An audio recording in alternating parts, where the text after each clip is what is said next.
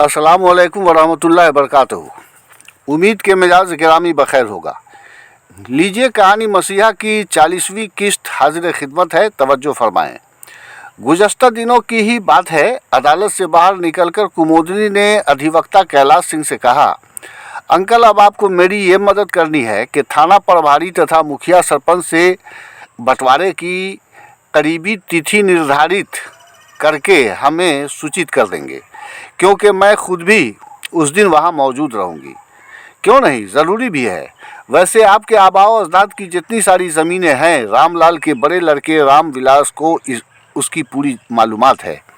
वैसे बंटवारे की तिथि संभवतः संडे की ही रखी जाएगी, ताकि मैं भी उपस्थित रह सकूं।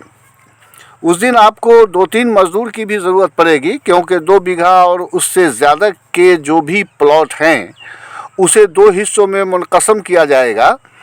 तब ऐसी स्थिति में उनके दरमियान आड़-झूड़ साथ साथ ही कायम कर दी जाएगी। कुमुदिनी ने कहा कि इसका प्रबंध आप कर लेंगे ना अंकल? बेटा, ये साधारण बात है। अगर एक तो खुद आपका रैयत रामविलास है ही, उसी से कहूँगा ज़रूरत के मुताबिक 1-2 मजदूर का प्रबंध वो खुद ही कर लेगा।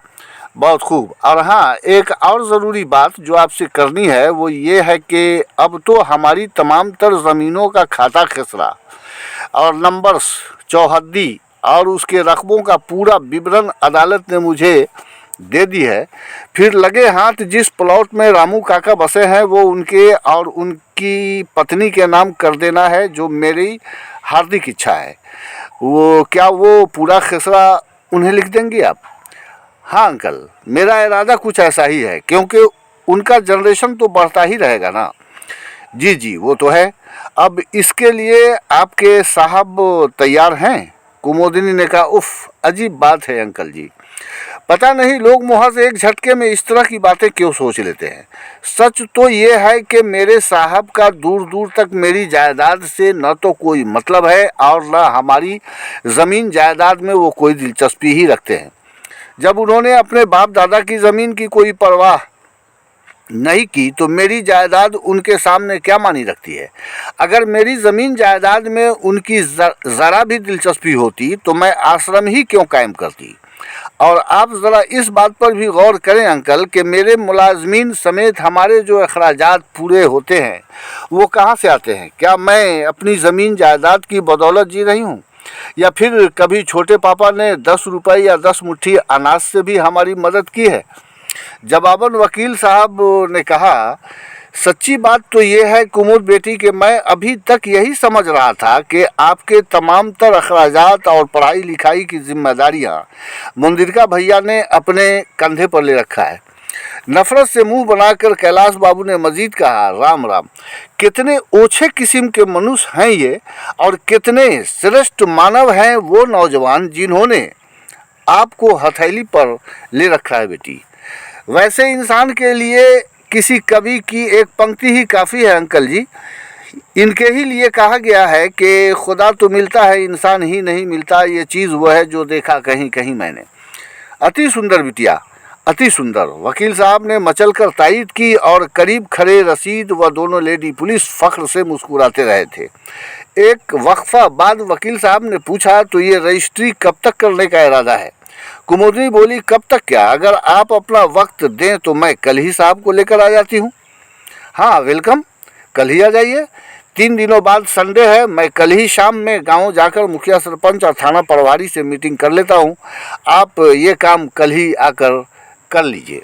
बाबू साहब को ज़रूर लेकर आएंगी। मैंने एक ही बार उन्हें देखा था, जब वो घोड़े से आपकी हवेली पर आपको ढूंढते हुए आ गए थे।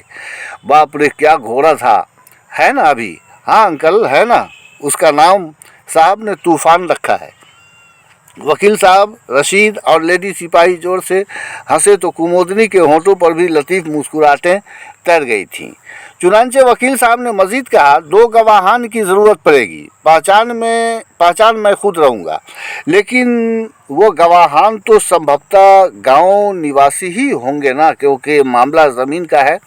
कुमुदिनी के कहने पर वकील साहब ने कहा कि आप फिक्र मत कीजिए, अपने गांव का वो राम अवतार शाह चाय वाला और प्रभात झा पान दुकान वाले यहीं रहते हैं। वो आपका नाम सुनते ही दौड़े आएंगे, बावजूद इसके उन्हें 50-50 रुपये दे देंगी। हाँ ज़रूर अंकल, टेंशन मत लीजिए, बहुत अच्छी बात है। मैं राम अवतार एवं प्रभात झा को आज ही सूचित कर दूंगा, फिर आपको भी फ़ोन द्वारा आगाह कर देता हूँ। वैसे ज़मीन किस प्रकार लिखेंगी? वो अगरचे कुमुदी ने कहा, वो अगरचे अतायनामा होगा, लेकिन दस्तावेज में तहरीर की जाएगी कि मैं अपने जीवन काल में ही उन्हें उस एराजी पर पूरा इख्तियार दे रही हूँ। अतः वो चाहें तो मोटेशन भी करवा सकते हैं और इस तरह अपने अपने नामों से रसीद भी कटवा सकते हैं। वरना ऐसे तो अतायनामा लिखने वाले की हयात में ज़मीन लिखने वाले की ताहयात ज़मीन पर खुद उनका अधिकार होता है, जिसे वो चाहें तो खारिज भी कर सकते हैं। वाह, काफ़ी मालूमात रखती हैं बेटी आप, अति सुंदर। मैं कातिब से भी आज ही बातें कर लेता हूँ। जी ठीक है, अब मैं निकलूँ अंकल? जी हाँ बेटी, ज़रूर जाइए, घर पहुँचकर मुझे एक कॉल कर देंगी। ओके। रशीद कार का दरवाज़ा खोले खड़ा था। लेडी पुलिस के दरमियान ये बैठी और रशीद ने कार आगे बढ़ा दी थी। रशीद ने कार को फास्ट रफ्तार में दौड़ाते हुए मुजफ्फरपुर शहर में पुलिस लाइन पहुंचा तो कुमुदनी ने दोनों को अपनी जानिब से खर्च के लिए 300-300 रुपये दी तो वो बेहद खुश हुई। दोनों ने उसे प्रणाम किया और रशीद ने कार आगे बढ़ा दी। जब वो यशोदा भवन पहुंचा, कंपाउंड में रशीद की मोटरसाइकिल देखकर समझते देर नहीं लगी कि बाबू मालिक भवन पर ही मौजूद हैं। उस वक्त दोपहर के 3 बजे थे। राम प्यारी ने बताया कि बाबू बगैर कुछ खाए पिए गहरी नींद सोए हैं। वो सीधे अपनी ख्वाबगाह में पहुंची। महताब खान लुंगी गंजी पहने बेखबर सोया था। कुमुदनी को महसूस हुआ कि उसके साजन के चेहरे की मासूमियत किसी तिफल नौजायद की तरह रोते रोते सो गई है। लिहाजा इसके दिल में एक हुक सी उठी और उसने झुककर अपने होंठ उसके होंठों पर मुसल्लत कर दी। तो महताब ने एक लंबी अंगड़ाई लेते हुए आंखें खोली और अपने ऊपर झुकी कुमुदनी की कमर में अपना बाजू हमायल करते हुए पूछा, आ गई आप? जी, आपकी दासी आ गई। महताब ने पूछा, सफ़र कैसा रहा? जी बहुत बेहतर रहा स्वामी, बंटवारे का ऑर्डर मिल गया है। खैर ये सब बातें बाद में। मैं आई तो काकी ने बताया कि आप खाना भी नहीं खाए। महताब ने फीकी मुस्कुराहट के साथ कहा, अकेले में नवाला हलक से नीचे उतरे जब ही खाऊं ना। कुमुदनी ने फिर उसके होंठों का बोसा लिया और बोली, अच्छा अब तो आपकी जान आ गई है ना, उठिए भी। बहरहाल रामलाल और रमा देवी भी मालिक की वजह से खाना नहीं खाए थे, लिहाजा महताब ने पहले रशीद भैया और रामू काका का खाना बाहरी दस्तरखान पर भिजवाया। फिर उसने भी कुमुद के साथ थोड़ा खा लिया। बाद तो आम रशीद ड्राइवर बाबू से इजाज़त लेकर अपनी मोटरसाइकिल से स्टोर पर चला गया और महताब खान थकी थकी सी अपनी महबूबा का सर अपनी गोद में लेकर उसके सर में तेल मालिश करने लगा। तो कुमुदनी कुफ्त महसूस करते हुए भी अगरचे मुस्कुरा रही थी, ताहम कमल जैसी खिली हुई उसकी आंखों में अश्क भर आए थे।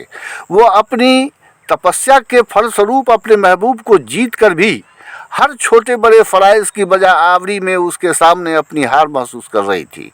बार सूरत शाम के 5 बजे थे। कुमुदनी की आंख लग गई थी। महताब ने कपड़े तब्दील किए और आहिस्तगी से बाहर निकला तो रमा देवी सामने आ गई। महताब ने कहा, काकी आपकी मालकन को नींद आ गई है, थक गई होगी। कोर्ट कचहरी का काम मामूली नहीं होता है। मैं घर से आता हूँ, उसके बाद आप रात का खाना बनाने की तैयारी करेंगी। फिलहाल आप मुझे दूध वाला बड़ा वाला अल्मुनियम केन दे दें। जी मालिक, अभी लेकर आई। वो किचन की जानी लपकी और महताब खान बाहर जाकर खड़ा हो गया। फिर दूसरे ही लम्हा वो कार में बैठते हुए करीब ही एक साथ खड़े रामलाल व रमादेवी से बोला, मालकन को सोने में किसी किस्म का डिस्टर्ब ना हो काकी, कच्ची नींद में उठ गई तो तबीयत खराब हो सकती है। अपने अल्फाज के साथ ही वो कार में बैठा और तेजी से निकल गया। उसने पहला काम ये किया कि सीधे कमलेश साव की चाय दुकान पर पहुंचा। होटल मालिक व मुलाजमीन सबों ने उसे सलाम प्रणाम किया। महताब बोला, कमलू चचा, आज की पूरी बालाई और थोड़ा दूध हो पाएगा क्या? कमलेश साव मुस्कुराया। बाबू आज ऐसा क्यों पूछ रहे हैं? महताब मुस्कुराया, शायद गलती हो गई। कमलेश ने एक मुलाजिम से कहा, बाबू के लिए चाय बनाओ जल्दी से। फिर अपने बेटा से बोला, बाबू का कैन गाड़ी से ले आओ और उसमें दूध भरो। मिट्टी के कोरे कतहरी को धोकर उसमें मलाई पैक कर दो। महताब ने फ़ौरन कहा, 2 जगह पैक करवाइए अंकल। बारसूरत 2-2 सेर बालाई और 8 सेर दूध एक ही जगह भरवाई गई। फिर चाय पी और गोश्त की दुकान पर पहुंचा। 2 सेर और 1 सेर अलग अलग कीमा लिया और जो ही घर के कंपाउंड में दाखिल हुआ, समीदुल निसा फ़ौरन बाहर निकल आई। महताब का इशारा पाकर जो ही करीब पहुंची, महताब ने उसके शाने पर अपना बाजू फैलाते हुए कहा, बुआ इसमें 8 सेर दूध है, आधा निकालना है। ये 1 कतहरी बालाई घर के लिए है जिसे दूध में मिलाकर दही तैयार करना है, और ये 2 सेर कीमा घर के लिए है और 1 सेर मालकिन के लिए, जिसका फ़ौरन कुफ्ता मसाला तैयार कर दे। जी तुरंत तैयार हो जाएगा, आप फिक्र न करें। समीदुल निसा बराबर मुस्कुराए जा रही थी। महताब ने जो एक लम्हा के लिए उसके शाने पर अपना बाजू फैला दिया था, शायद इसी वजह से उसे यकीनन अच्छा लगा होगा। महताब ने पूछा, मामी जान नहीं है क्या? है ना, मगर वो सोई हैं। तबीयत तो ठीक है उनकी? हाँ बिल्कुल ठीक है। दरअसल दिन भर अपनी होने वाली बड़ी बहू के लिए तकिया का मुख्तलिफ गिलाफ और उस पर फूल पत्ती बनाती रहती हैं ना, इसलिए थक जाती हैं। महताब धीरे से हंस पड़ा। उधर कुमोदिनी ने एक लंबी अंगड़ाई ली और आंखें खोल कर इधर उधर देखा। बिल्कुल खामोशी थी, लिहाजा उसने रमा देवी को आवाज़ दी तो वो फ़ौरन हाजिर हुई। उसने पूछा, काकी बाबू किधर हैं? जवाबन रमा देवी ने मालिक की बातें बताई तो वो मुस्कुराती हुई उठ बैठी, पानी मांगा और चाय बनाने को कहा। वो चाय पी ही रही थी कि महताब आ गए। कुमोदिनी ने शिकवा आमेज लहजे में कहा, मुझे तनहा छोड़कर कहाँ चले गए थे? रात के डिनर का इंतज़ाम करने गया था। रमा देवी ने चाय के लिए पूछा तो महताब ने कहा, हाँ ज़रूर पीऊँगा काकी, ले आइए। वो तेज़ी से किचन की जानिब चली गई और महताब कपड़े तब्दील करने लगा। बारसूरत अब शाम के 7 बजे थे। महताब ने डिनर के लिए पराठा, फिरनी और तैयार शुदा कोफ्ता मसाला की फरमाइश पहले ही कर दी थी। बहरहाल उस वक्त उसने रामलाल व रमा देवी को तलब किया तो दोनों कमरे के गेट पर आकर खड़े हो गए। महताब ने सिगरेट जलाते हुए कहा, काका कल हम हाजीपुर जा रहे हैं, आपकी मालकन मुझे मिठाई खिलाने का वादा करके ले जा रही हैं, आप दोनों भी चलेंगे क्या? दोनों पति पत्नी जवाबन सिर्फ मुस्कुराते रहे तो महताब ने मजीद कहा, आप जिस 2 बीघा ज़मीन के गोशे में बसे हैं, मालकन कल मुकम्मल प्लॉट आप दोनों पति पत्नी के नाम लिखने जा रही हैं। चंदा मालिक की बातें सुनकर दोनों पति पत्नी ने हाथ जोड़कर सर झुका लिया था और उनके होंठ फट जज्बात में थरथराने लगे थे। कल सुबह 7 बजे, महताब ने कहा, कल सुबह 7 बजे तक आप लोग तैयार हो जाएंगे, हमें वहाँ 8:30 बजे तक पहुँच जाना है। रामलाल अपने रूधे हुए गले को खंखार कर साफ करते हुए सिर्फ इतना ही बोला, बहुत अच्छा मालिक, और अपने गमछे से आंखें पोंछता हुआ तेजी से बाहर निकलकर सीधे आश्रम में दाखिल हुआ। उसके दोनों बेटे बहुएं जल्दी से उसके करीब सिमट आए। रामलाल ने कहा, मनोज बेटा, कल तुम दोनों भाइयों में से कोई एक आदमी घोड़े के लिए हरी घास का प्रबंध कर लोगे। हम और तुम्हारी माँ अपने मालिक मालकन के साथ हाजीपुर जाएंगे। मालकन अपने घर वाली पूरी ज़मीन हम दोनों के नाम लिखने जा रही हैं। ये सुनते ही उसके बेटे बहुओं की ज़ुबान पर मालिक मालकन के जीवन के लिए दुआएं ही दुआएं आ गईं। वाज़ेह हो कि उन दिनों कोई भी ज़मीन का क़बाला रजिस्ट्री हो या तायनामा या फिर वसीयतनामा, इकरार और दस्तखत के लिए सिर्फ मोकिर यानी लिखी जाने वाली ज़मीन के मालिक की ज़रूरत ही होती थी। मोकिर अलह यानी जिसके नाम लिखी जाती थी उसका होना ज़रूरी नहीं था। लेकिन आज के ज़माने में सिवाय वसीयतनामा के क़बाला बैला कलामी हो या अतायनामा, मोकिर अलह के बगैर रजिस्ट्री हो ही नहीं सकती, क्योंकि दस्तावेज़ पर मोकिर व मोकिर अलह दोनों की ही तस्वीरें लगती हैं और दोनों के दस्तखत व फिंगर प्रिंट भी होते हैं। बहरहाल दूसरे दिन सुबह के 8:45 बजे महताब खान कुमोदिनी, रामलाल व उसकी पत्नी को लेकर उसकी पत्नी को लेकर हाजीपुर रजिस्ट्री ऑफिस पहुंचा। उस वक्त कातिब रामेश्वर चौधरी, वकील कैलाश सिंह और गवाहान राम अवतार शाह व प्रभात झा सभी मौजूद थे। कुमोदिनी ने कैलाश अंकल को जैसा एडवाइस दिया था ऐन उसी के मुताबिक दस्तावेज लिखा जा चुका था। जब महताब खान सबों को लेकर अपने लोगों ने पहुंचे, लोगों ने उसे वेलकम कहा। तमाम कातिबों और उनके इर्द गिर्द फैले ज़रूरतमंदों ने नहायत ही रश्क आमेज़ निगाहों से महताब व कुमोदिनी को देखा और देखते ही रहे, गोया वो दोनों मरकज़े तवज्जो बने रहे। सबों के बैठते ही कातिब ने फ़ौरन दस्तावेज महताब के सामने रख दिया तो उसने अपने पहलू में बैठी कुमोदिनी को देखकर पूछा, दस्तावेज तकरीबन तैयार है जान, आपने अंकल को मजमून की नौयत से आगाह कर दिया था क्या? कुमोदिनी के जवाब देने से कबल वकील कैलाश बाबू ने कहा, जी कल ही मेरी बेटी ने एडवाइस दे दिया था, मैं पढ़कर सुना देता हूँ। और जब उन्होंने दस्तावेज पढ़कर सुनाया तो कुमोदिनी व महताब मुतमईन हो गए। वकील साहब ने मुस्कुराकर रामलाल से कहा, रामू भैया, आपको अभी से बिटिया मालकिन ने ज़मीन पर पूरा अधिकार दे दिया है। आप और आपके बच्चे उसमें खेती बाड़ी करके अपना भरण पोषण कर सकते हैं। रामलाल ने कहा, जी वकील साहब, हमारे मालिक मालकन की कृपा है।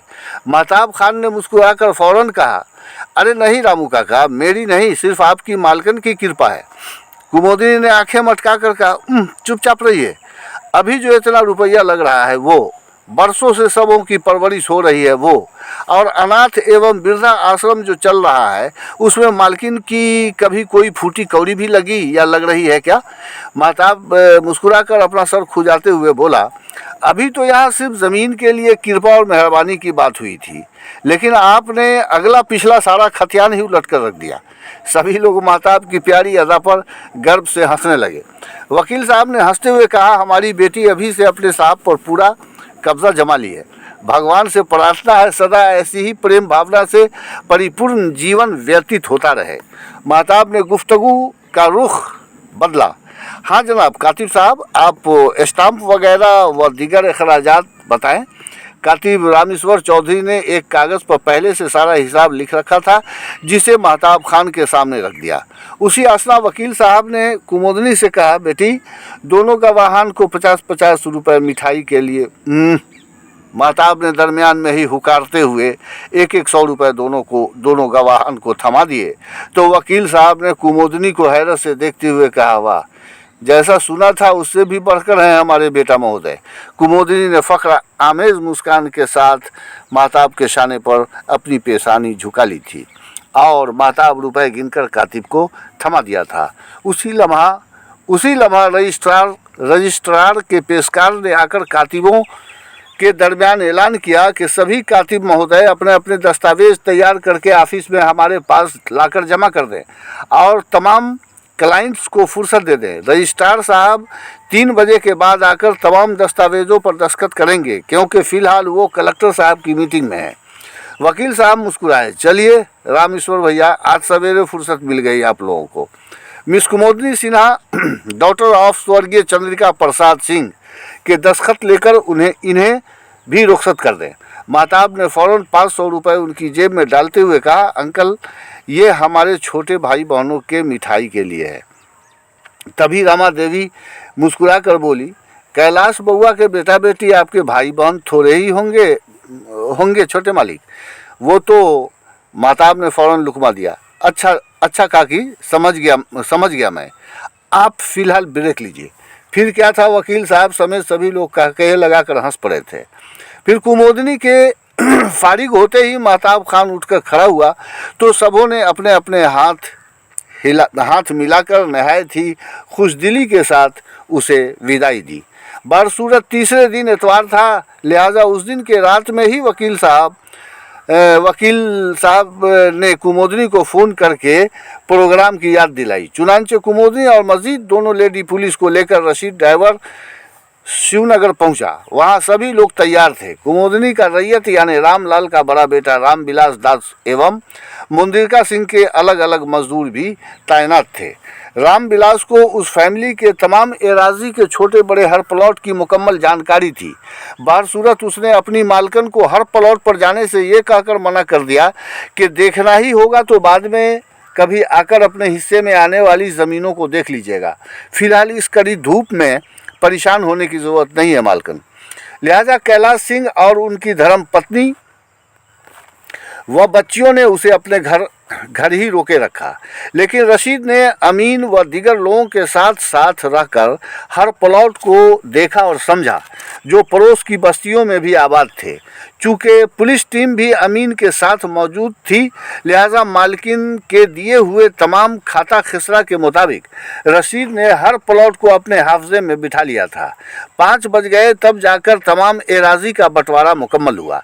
रशीद ने वकील साहब के घर ही ज़बरदस्ती हल्का नाश्ता किया, जबकि वकील साहब व उनकी बीवी बच्चियों ने कुमुदनी व दोनों लेडी पुलिस को ज़बरदस्ती बाज़ाब्ता भोजन करने पर मजबूर कर दिया था। बाकी अमीन, मुखिया और सरपंच को मुंदिरका सिंह ने अपने घर ले जाकर स्वागत किया, तो थाना प्रभारी समेत पुलिस टीम ने वकील साहब के घर भरपूर नाश्ता वगैरह किया था। चुनांचे स्पॉट पर मुंदिरका सिंह ने वकील कैलाश सिंह को अपना एंटी दिखाते हुए कहा था कि कैलाशवा तो अब बहुत बड़का वकील हो गया है, मगर ये सब कुछ जो ये कर रहा है इसे कभी किसी दिन बहुत भारी पड़ेगा। जवाबन वकील कैलाश सिंह ने कहा कि आपका सोच गलत है मुंदिरका भैया। श्रीमती कुमुदनी सिन्हा का केस मेरे सीनियर ने लिया था। उस वक्त तक बिटिया को मालूम भी नहीं था कि मैं उनका जूनियर हूँ। वो खुद मुजफ्फरपुर कोर्ट के एक सीनियर अधिवक्ता का पत्र लेकर मेरे सीनियर के पास पहुँची थी और मैं चूँकि एक वकील हूँ अतः अदालत में अपने पेशे के एतबार से काम कर रहा था और अब यहाँ समाज के एक जिम्मेदार नागरिक की हैसियत से पेश हूँ, जिसके लिए बिटिया ने मुझे ऑफ़र दिया है। आपको जो भी करना होगा कोशिश करके देख लेंगे भाई साहब। दरअसल आप अब तक किसी दैविक चक्रव्यूह में नहीं पड़े हैं, इसीलिए अकड़ रहे हैं और आपकी इस नाजायज़ अकड़ में न तो आपकी पत्नी सहयोगी है और न कोई बेटे।